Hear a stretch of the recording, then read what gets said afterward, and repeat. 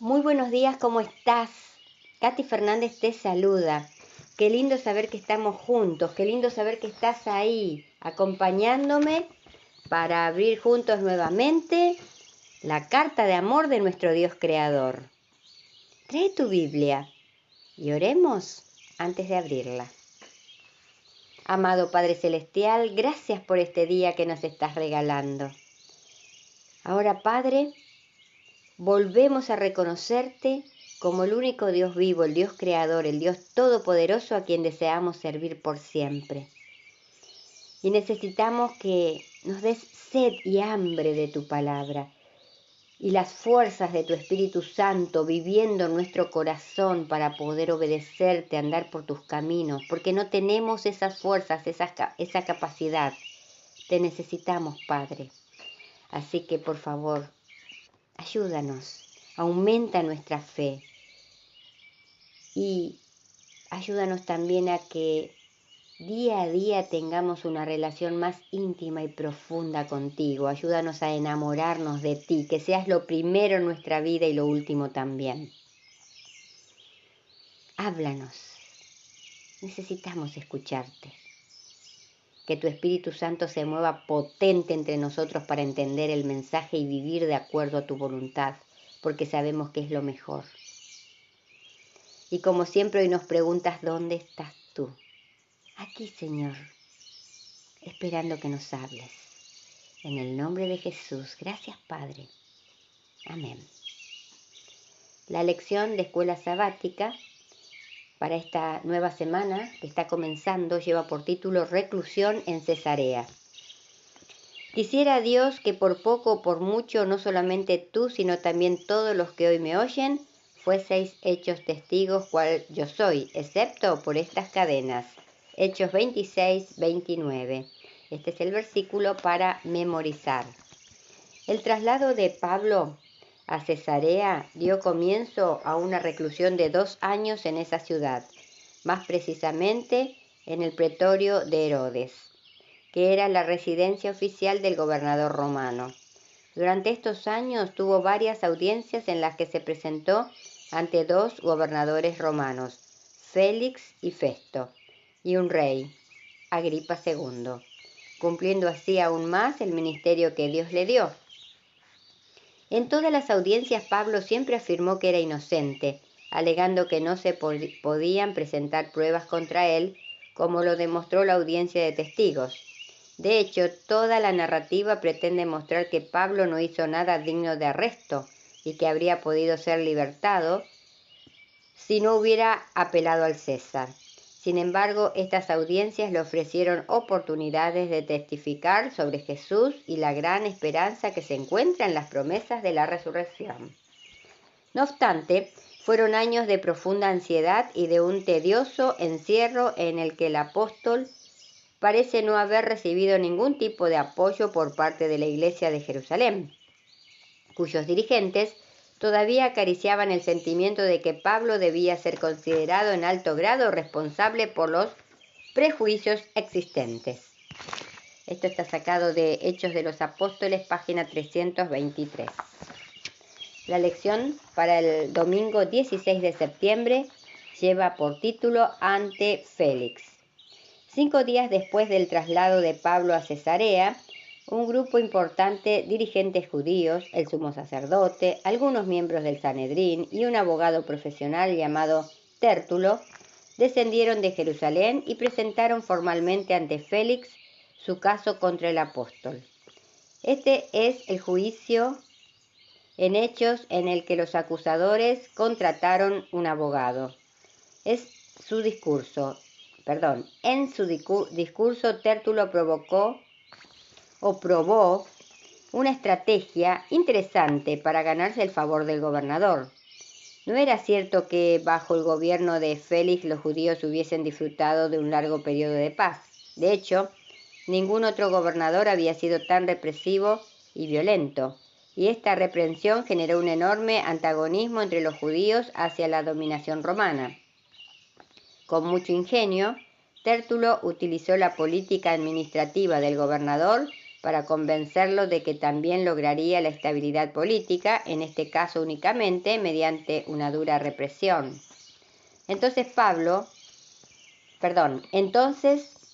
pasó a presentar 3 cargos contra Pablo.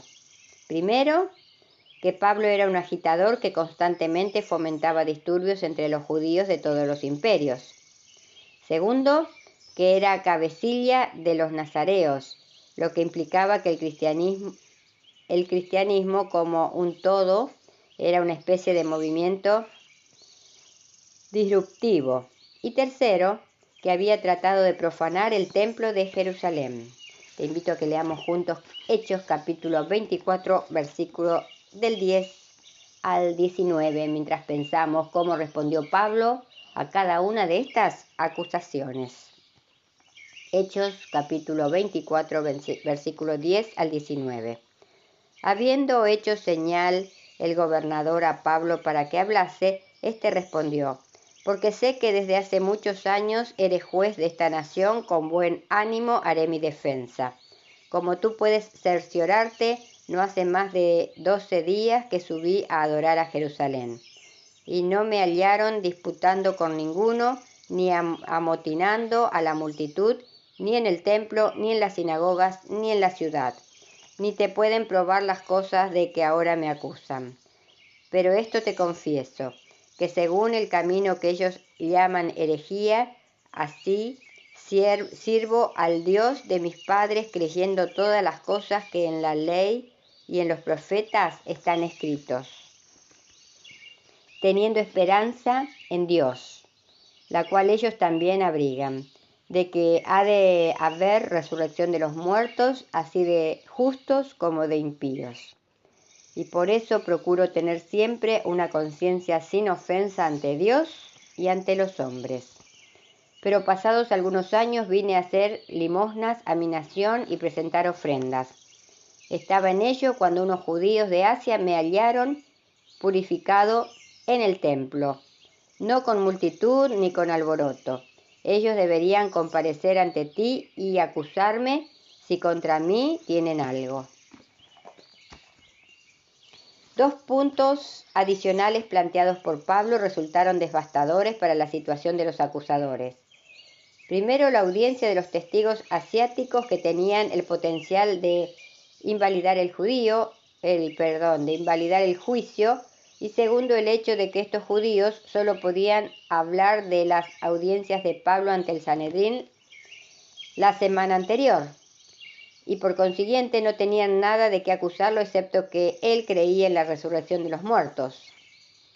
Félix comprendió de inmediato el peso de los argumentos de Pablo, también porque estaba bastante familiarizado con el cristianismo, probablemente porque su esposa era judía, Drusila. El hecho de que decidió suspender el proceso hasta nuevo aviso está registrado en Hechos 24:22. La respuesta de Félix revela mucho sobre su carácter. Aplazaba, se prestaba al soborno y era oportunista. Pablo tenía pocas posibilidades de tener una audiencia justa con alguien como Félix. Leamos Hechos 24:16. Pablo dijo que siempre se esforzó por tener una conciencia sin ofensa ante Dios y ante los hombres. ¿Qué significa esto? ¿Y qué tendrías que cambiar tú para poder decir lo mismo? Hechos 24:16.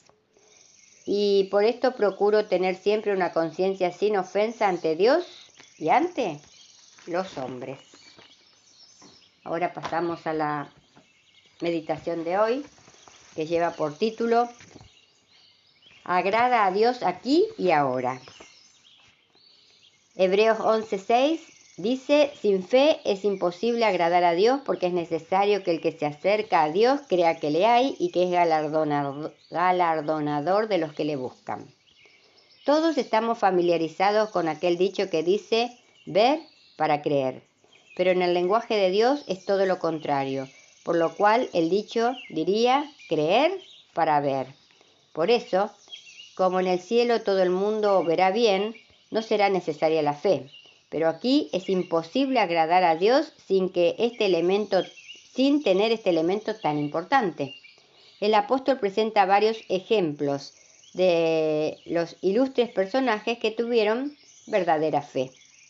Abel, el justo Enoc, el que fue trasladado al cielo sin ver la muerte. Noé, varón perfecto en su tiempo. Abraham, el padre de la fe. Isaac, el pacificador. Jacob, el vencedor de Dios y de los hombres. Sara, la princesa feliz. José, la rama fructífera. Moisés, el gran conductor del pueblo. Rahab, la ramera convertida. Y muchos otros que agradaron a Dios porque tuvieron fe. ¿Por qué es imposible agradar a Dios sin fe? Un ejemplo de esto son Abel y Enoc. Abel fue justo y Enoc caminó con Dios. Sin fe no habrían podido dar semejante testimonio. Lo mismo debemos hacer nosotros. No tanto esforzarnos por ser justos y caminar con Dios como hicieron estos héroes, sino viviendo por fe, como ellos vivieron, para agradar a Dios como ellos lo hicieron. También, la creencia en la existencia de Dios es producto de la fe. Solo por la fe puede vivir el cristiano sirviendo a un Dios a quien no puede ver. Sin fe es imposible servir a Dios. Pero el cristiano que tiene fe no solo cree en la existencia de Dios, sino que para él es más real que si lo hubiera visto. Por eso dice Pablo en 2 Corintios 5:7, porque por fe andamos, no por vista. La vista es un estorbo para el cristiano. La fe es más segura para andar con Dios, para caminar por esta vida con Él, como lo hicieron los hombres de fe de todas las épocas, los héroes de la fe. También es importante creer en el galardón que Dios tiene preparado para sus hijos fieles. Los hombres de fe tienen la mirada puesta en el galardón, como Moisés. El mayor galardón de los héroes de la fe, nosotros entre ellos, recibirán es que verán su rostro y estará en su frente. Verán su rostro y su nombre estará en su frente. Ese es el gran galardón, poder ver a nuestro Dios creador y que su nombre esté escrito en nuestra frente. Apocalipsis 22:4. Que nuestro Dios creador aumente día a día más y más tu fe y mi fe. Y que en este nuevo día que tenemos por delante podamos recordar que la fe es una de las cosas que más agradan a tu Dios vivo, a tu Dios creador, a tu Dios todopoderoso. Y por supuesto los hombres y las mujeres de fe son sus favoritos. La fe es algo que tenemos el privilegio de poner en práctica aquí y ahora. Decide hoy vivir por fe para agradar a tu Padre Celestial. Y recordemos hoy también, si nuestras palabras no ayudan, no confortan, no hacen bien o no alegran, que nuestro Dios Todopoderoso nos libre de pronunciarlas. ¿Qué te parece si mañana volvemos a encontrarnos, si Dios quiere?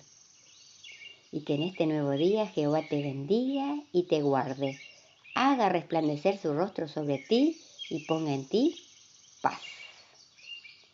Y gracias, de verdad, muchas gracias, porque estás ahí acompañándome.